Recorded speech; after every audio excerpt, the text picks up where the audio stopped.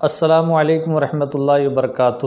دوستو، ایک بار نبی پاک صلی اللہ تعالیٰ علیہ وسلم پر درود پاک صلی اللہ علیہ نبی الامی والہ صلی اللہ علیہ وسلم، صلاۃ و سلام علیک یا رسول اللہ صلی اللہ تعالیٰ علیہ وسلم۔ دوستو، آج جو ویڈیو میں پیش کرنے والا ہوں یہ بہت زیادہ خوبصورت اور شاندار ویڈیو ہوگا۔ اس کو آپ شروع سے لے کے آخر تک دیکھیں۔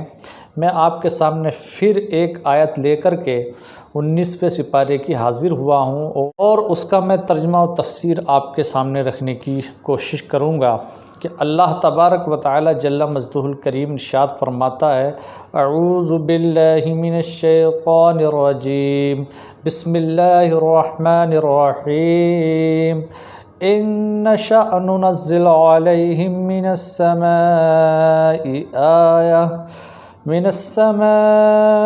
آیة فظلت اعناقهم لها خاضعین۔ اے محبوب، اگر ہم چاہیں تو ان کے اوپر ایک نشانی اتار دیں تو ان کے بڑے بڑے سردار اس نشانی کے آگے جھکے رہ جائیں گے۔ دوستو، اللہ تبارک و تعالی جل مجدہ الکریم نے پچھلی آیت میں اپنے محبوب کو یہ تسلی دی تھی کہ اے محبوب، یہ کفار مکہ ایمان لانے والے نہیں ہیں، اس غم میں آپ اپنی جان کو ہلاکت میں نہ ڈالیں اور اپنے آپ پر مہربانی کریں۔ اللہ تبارک و تعالی نے یہ تسلی دی کہ اے محبوب، آپ اپنے اوپر مہربانی کریں، شفقت کریں۔ اگر ہم چاہیں تو کوئی ایک نشانی اتار دیں کہ جس کو دیکھ کر یہ کفار مکہ کے جتنے بڑے بڑے سردار ہیں سب جھکے کے جھکے رہ جائیں اور یہ ایمان لے آئیں۔ اللہ تبارک و تعالی جل مجدہ الکریم ارشاد فرمایا: ان نشأ ننزل علیہم من السماء آیۃ، کہ اگر ہم چاہیں تو ان پر مطلب کفار مکہ پر کوئی نشانی اتار دیں۔ فظلت اعناقهم لها خاضعین، تو ان کے بڑے بڑے سرداروں اس نشانی کے آگے جھکے رہ جائیں گے۔ اس کی تفسیر میں صاحب جلالین فرماتے ہیں فیؤمنون، کہ وہ نشانی کو دیکھ کر کے ایمان لے آئیں گے۔ آگے صاحب جلالین فرماتے ہیں ولما وصفت الاعناق بالخضوع الذی هو لاربابها جمعت الصفۃ منہ جمع العقلاء۔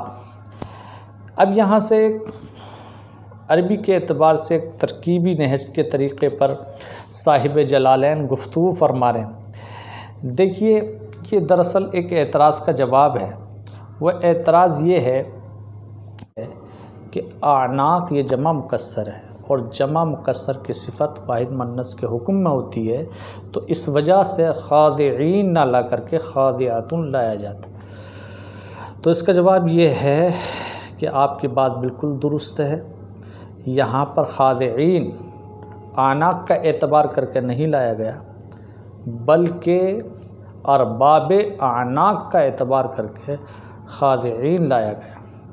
اگر صرف اعناق کا اعتبار کیا جاتا تو خاضعات لایا جاتا، لیکن یہاں اس چیز کا اعتبار نہیں کیا، بلکہ اس چیز کا اعتبار کیا گیا کہ اعناق والے کون ہیں، اسی چیز کا لحاظ کرتے ہوئے صفت خاضعین لائی گئی ہے۔